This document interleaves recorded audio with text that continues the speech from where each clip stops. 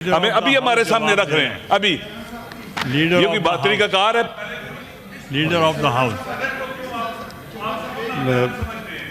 بسم اللہ الرحمن الرحیم. Leader of the house is speaking. No interruption. No interruption while please. Leader of the house. بہت شکریہ جناب چیئرمین. میری گزارش یہ ہوگی کہ جو پارلیمانی لیڈر جناب علی ظفر صاحب نے جو بات کی ہے یہ ان کو دیکھ لیں. بات سننی ہے کہ نہیں سننی تھی؟ نہیں وہ ان کا میں ایک منٹ آپ وہ جواب دے رہے ہیں. وہ چاہتے ہیں میں جواب دے رہا ہوں تو سنیں گے تو جواب دوں گا. وہ چاہتے ہیں کہ پہلے لیڈر آف دا ہاؤس. میں اس کا جواب دینے لگا ہوں جی. میں اس کا جواب دے رہے ہیں. اور جناب چیئرمین میری گزارش یہ ہے کہ دو سوال ریز ہوئے ہیں.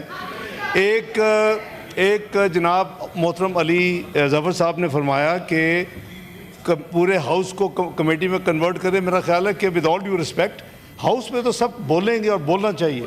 آج بھی بولیں, کل بھی بولیں. ایک ویلیو ایڈیشن آپ اسٹینڈنگ کمیٹی کس لیے بناتے ہیں؟ تاکہ اس میں بڑی فوکس قسم کی, اور اس میں بھی کوئی ساتھی جانا چاہے apart from members as a special invitee جا سکتا ہے. تو میرا خیال ہے کہ دونوں کو پیرل چلنے دیں, بجائے یہ کہ یہاں تو تقریریں ہو رہی ہوں گی لیکن جو فوکس جو ہوگی نا جی اس پہ کنسنٹریشن جیسے آپ بجٹ میں کرتے ہیں فار ایگزامپل. تو میرا خیال ہے کہ اتنی امپورٹنٹ ہے, ہر ایک کو بولنے کا موقع ملنا چاہیے. میں نے جو آپ سے وعدہ کیا تھا, چونکہ اس وقت اپوزیشن نے یہ ان چیزوں کا خواہشات کا اظہار کیا تھا کہ ہم پہلے اس دفعہ سینٹ میں اس کو لے کے آئیں گے بجائے نیشنل اسمبلی میں لے کے, وہ پورا کر رہے ہیں. ہم نے کہا تھا کہ اس کو ہم کمیٹی میں آپ کو ریکویسٹ کریں گے, بجائے یہ کہ یہیں ڈسکس ہو گئے یہیں ووٹنگ شروع ہو جائے, وہ بھی نہیں کر رہے. تیسرا میں نے گزارش یہ کی تھی کہ جہاں تک لیڈر آف دی اپوزیشن کا اس وقت بھی ساتھی نے, بھائی نے یہ بات کی تھی, میں نے کہا وہ آپ اس وقت ایکٹنگ پریزیڈنٹ تھے, یہ لاسٹ ویک کی بات ہے. میں نے کہا تھا کہ چیئرمین کا پروگریٹو ہے, یہ پہلی دفعہ لیڈر آف دی اپوزیشن کی کوئی نامینیشن نہیں ہو رہی اور ایک پروسیس ہے under the rules of business. آپ کے ہاتھ میں ہے, آپ اس پروسیس کو مکمل کریں. ہمیشہ چیمبر میں ہوتا ہے, یہاں تقریروں سے تو نہیں ہونا. تو آپ اس کو کریں. تو آپ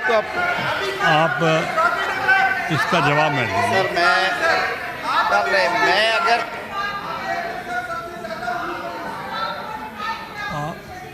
یس پلیز.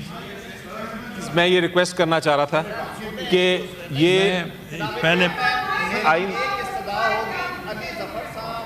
علامہ صاحب 2 گھنٹے بولے لیکن سر پوری قوم دیکھ رہی ہے. یہ کوئی طریقہ نہیں ہے کہ ادھر سے بولے تو بولنے کوئی نہیں دیتا اور ہم چپ کر کے سنیں, یہ نہیں چلے گا سر.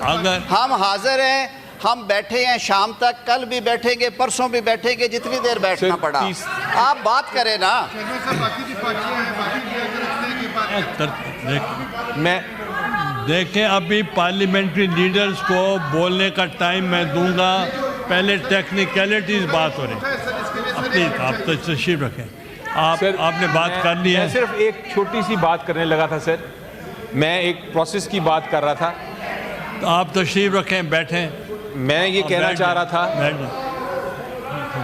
ایک منٹ میں ایمل ولی صاحب پلیز تشریف رکھیں. میں خالی وہی بات کر رہے ہیں, وہی بات کر رہے ہیں. میں ایک صرف بات کرنا چاہ رہا تھا اور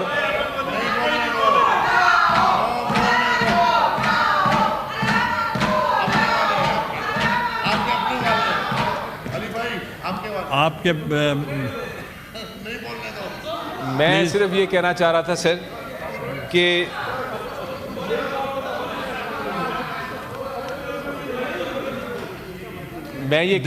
سر کہ یہ ایک پروسیس ہمیں ابھی ملا ہے, یہ ڈرافٹ. جس طرح علامہ صاحب نے بھی فرمایا, ہم نے تو ایک لفظ نہیں پڑھا ابھی تک.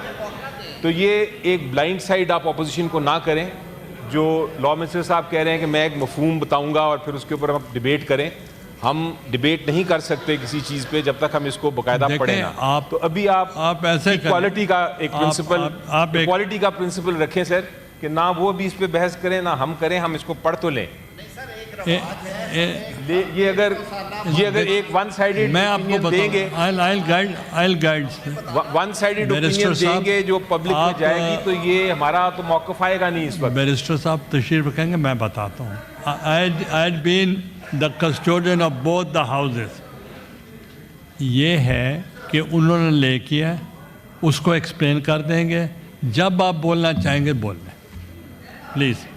ہاں سر میں صرف یہ کاکڑ صاحب ایک سیکنڈ سر, یہ ایک رسم کے مطابق ہو لینے دیں سر. 27ویں آئینی ترمیم کے بل میں پہلی بات, چیئرمین صاحب پہلی بات جی, آپ اگر نہیں سنیں گے تو ادھر سے بھی کوئی نہیں بول سکے گا. سر اس میں ٹوٹل 49 کلوزز ہیں, لیکن میں یہ وضاحت کر دوں کہ 3 مین سبجیکٹ ایریاز ہیں اور 2 انسلری ہیں. 5 سبجیکٹ ایریاز کو یہ ایڈریس کرے گا. یہ تجویز لائی گئی ہے کہ چارٹر آف ڈیموکریسی میں پاکستان بھر کی جو جمہوری جماعتیں ہیں انہوں نے جنرل پرویز مشرف کے مارشل لاء کے دور میں یہ طے کیا کہ ہم نے اس ملک میں جمہوریت کے فروغ کے لیے آئین اور قانون کی بالادستی کے لیے مل کے چلنا ہے اور جدوجہد بھی کرنی ہے, اور کچھ فنڈامنٹلز طے ہوئے.